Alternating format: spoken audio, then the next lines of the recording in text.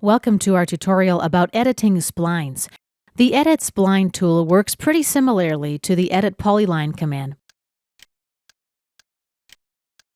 I'm just going to create a spline here. Let's right-click and select Close.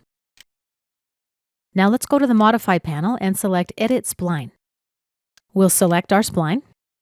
Now we've got a number of options available. The first is to Open, and that'll remove the segment between the first and last points that I'd selected. Let's close it again. We'll scroll down to Edit Vertex now. Let's choose an editing option: Add, Delete, Elevate, Order, Move, Weight, etc.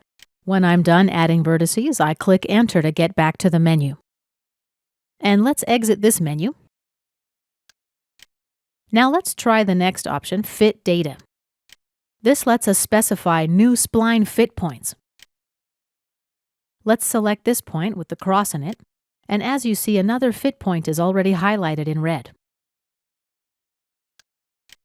And let's press Enter to finish.